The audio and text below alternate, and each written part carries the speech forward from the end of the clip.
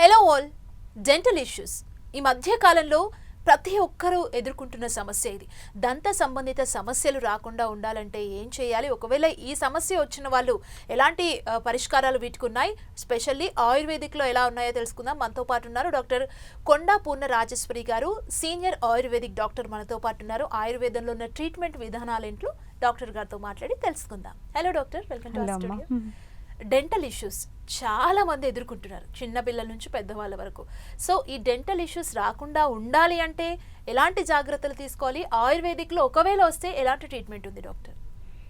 మనకి పళ్ళ సమస్యలు, దంత సమస్యలు అనేవి పాత రోజుల్లో ఎక్కువగా ఉండేవి కాదు. ఇక్కడ డెంటిస్టులు ఎవరు పెద్దగా ఉండేవాళ్ళు కాదు, అసలు ఎక్కడో ఒక డెంటిస్ట్ ఉంటే సరిపోయేది.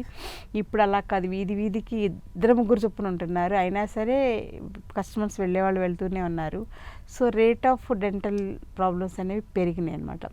సో కారణాలు ఏంటనేది మనం ఆలోచిస్తే ఫస్ట్ ఫ్యాక్ట్ ఏంటంటే, మనం పొద్దున్నే లేచిన వెంటనే చేదుగా ఉండేది కషాయంతో చేసినట్టు, కషాయం గుణం ఉన్నటువంటి దాంతో పళ్ళు తోముకోవాలి. చేదు అంటే వేప, సో అందులో చేదు కషాయం రెండు ఉంటాయి. అప్పుడు ఏంటంటే మనకి నోట్లో ఉండేటువంటి ఈ లోపల రాత్రంతా పేరుకున్నటువంటి లాలాజలం వాటన్నిటిలో చాలా స్వీట్ ఉంటుంది అనమాట.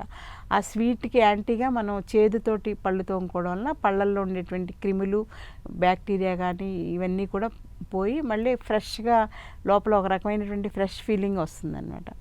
సో అట్లా కాకుండా మనం ఏం చేస్తున్నాం, టూత్ పేస్ట్ తోటి పళ్ళు తోముకుంటున్నాం. టూత్ పేస్ట్ అంటే తీయగా ఉంటుంది, చక్కగా తెల్లగా ఉంటుంది చూడడానికి, లేదా ఎర్రగా బాగా మెరుస్తూ ఉంటుంది, నోట్లో పెట్టుకుంటే నురుగు వస్తుంది. సో ఇవన్నీ మనకి ఎడిక్షన్ అనమాట, అవి మానలేం. సో అందుకని మనకి పళ్ళ సమస్యలు పెరిగినాయి.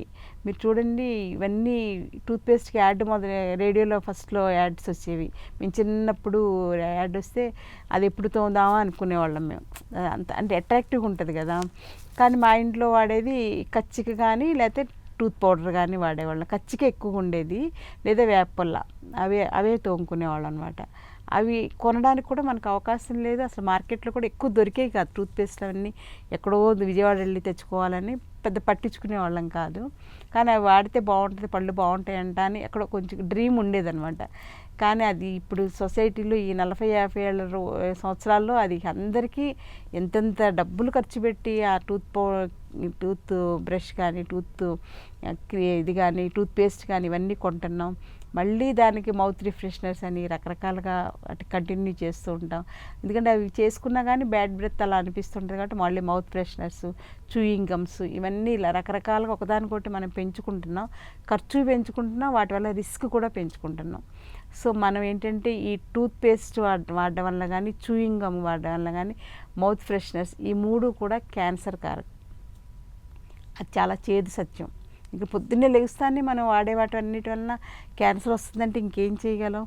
సో అందుచేత ఇవి కాకుండా మనం ఆయుర్వేదిక్ లైన్స్లో ఆయుర్వేదిక్ టూత్ పౌడర్ వాడుకోవడం కానీ, లేదంటే పాత రోజుల్లో లాగా బూడిద కచ్చిక ఉంటుంది కదా, దాంతో పళ్ళు తోముకోవడం కానీ, లేకపోతే వేప పుల్ల, బెస్ట్ వేప పుల్ల, పైసా ఖర్చు ఉండదు. వేప చెట్లు మనకి ఎక్కడ పడితే అక్కడ దొరుకుతాయి. అండ్ డాక్టర్, పళ్ళ పైన పసుపు కలర్ మచ్చలు వస్తుంటాయి, అండ్ ఆయుర్వేదిక్ లో ఎలాంటి టూత్ పౌడర్ ఉందో మా ప్రేక్షకులకు తెలియజేస్తారు. అదేంటంటే పటికితో తయారు చేసిన టూత్ పౌడర్స్ ఉంటాయేమో, అంటే అన్నీ వేస్తారు, వేప చూర్ణాలు రకరకాలవన్నీ ఉంటాయి. వాటితో పాటుగా అందులో పటిక కూడా కలుపుతారు. ఆ పటిక వలన ఏంటంటే అది అక్కడ ఉండేటువంటి ఆ కెమికల్ సంబంధించిన, కలర్ సంబంధించినవన్నీ కూడా క్లియర్ చేసేస్తుంది. సో పటిక బేస్డ్ టూత్ పౌడర్స్ కూడా ఉంటాయి ఆయుర్వేదంలో. సో అలాంటివి అలవాటు చేసుకుంటే టూత్ ప్రాబ్లమ్స్ చాలా వరకు తగ్గించుకోవచ్చు. ఇంకే ఒకవేళ అనుకోకుండా మనకి ఎప్పటి నుంచో ఎఫెక్ట్ అయిపోయి ఉంటాం, చిన్నప్పటి నుంచి స్వీట్స్ తింటూ నిద్రపోవడం, చెరుకులు తింటూ నిద్రపోవడం, ఇలా ప్రత్యేకించి పళ్ళు తోముకోవాలని ఉండదు కదా అప్పట్లో.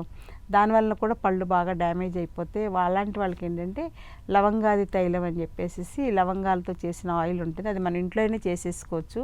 ఒక 10-20 లవంగాలను కొంచెం లైట్గా వేయించేసేసి వేడి మీద ఉన్నప్పుడే అందులో కొంచెం కొబ్బరి నూనె కానీ, నువ్వుల నూనె కానీ వేసేస్తే అది బాగా కలిసిపోయి కొన్నాళ్ళకి అది లవంగా తైలంగా తయారవుద్ది అనమాట.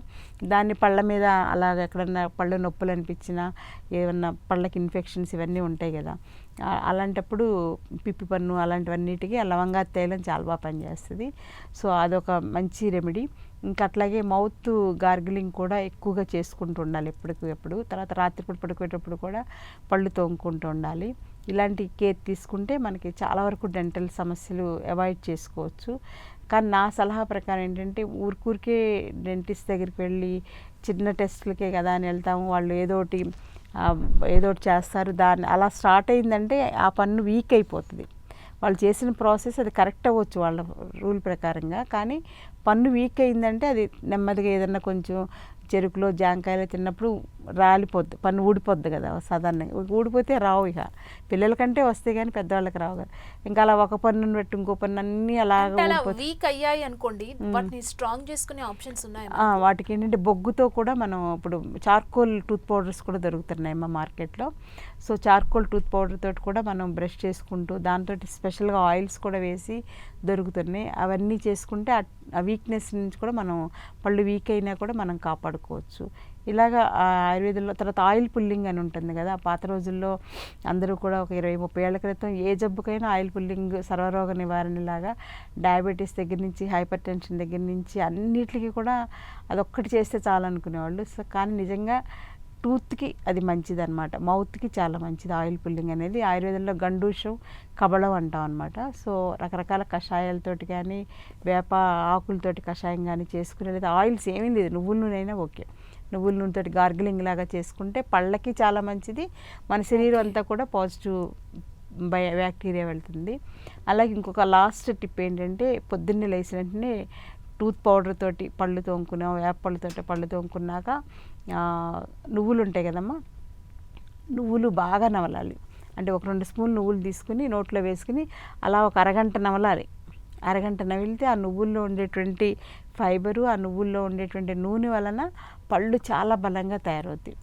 సో అందుచేత అలాంటి టిప్స్ మన అలాంటి ప్రాచీన భారతీయ జీవన విధానంలో ఇలాంటి హిడెన్ సీక్రెట్స్ ఆఫ్ హిందూయిజం అంటుంటాను నేను. సో ఎన్నో ఉన్నాయి కాబట్టి అవన్నీ మర్చిపోకుండా మళ్ళీ మనం ఇలా ప్రేక్షకులకి అందరికీ కూడా మంచి మంచి పాయింట్స్ని ఒకసారి గుర్తు చేస్తే మా ఏజ్ గ్రూప్ వాళ్ళకి గుర్తొస్తాయి, మనందరం ఇలా చేసేవాళ్ళం కదా అని. అట్లీస్ట్ మీ ఏజ్ వాళ్ళకి ఏంటంటే ఇలా కూడా ఉండేవాళ్ళ, అందుకే ఆరోగ్యంగా ఉన్నారా అనేది మీరు తెలుసుకుంటే కొంచెం మీకు ఆలోచన వస్తే మీకు తపన వస్తుంది, నేను కూడా అవన్నీ చేస్తే బాగుంటుందేమో, ఒక వారం ట్రై చేద్దాం అనుకుంటే ఒక్కసారి మీరు ట్రై చేస్తే ఇంక మీరు వదిలిపెట్టరు. ఎందుకంటే అందులో ఉండేటువంటి, నేనైతే చార్కోల్ బొగ్గుతోటి పళ్ళు తోముకుంటాను, లేదంటే ఆవు పేడతోటి భస్మాలు చేస్తాం కదా హోమాలు చేసినప్పుడు, దాన్ని తెచ్చుకుని దాన్ని వడకట్టేసుకుని జల్లించి దాంతో పళ్ళు తోముకుంటాను. ఇంకా నేను వేరే అసలు టూత్పేస్ట్ ఏం వాడను అసలు.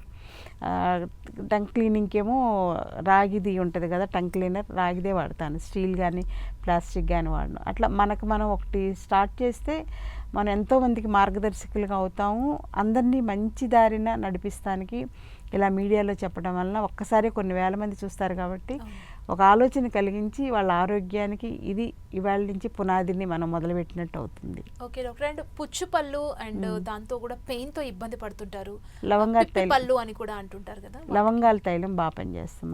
ఇందాక చెప్పాను కదా లవంగా తైలం, లేదంటే కొంచెం గోరువెచ్చటి నీళ్ళలో కొంచెం ఉప్పు వేసేసి గార్గిలింగ్ చేసినా కూడా బాగా పనిచేస్తుంది. ఇంకోటి ఏంటి త్రిఫలా చూర్ణం అని ఉంటుంది ఆయుర్వేదంలో, త్రిఫలా చూర్ణంతో కషాయంలా పెట్టుకొని గోరువెచ్చగా ఉన్నప్పుడు అందులో కొంచెం సాల్ట్ వేసి గార్గిలింగ్ చేస్తే వెంటనే పెయిన్ రిలీఫ్ బాగా వస్తుంది, కళ్ళమ్మటి నీళ్ళు వచ్చేస్తాయి.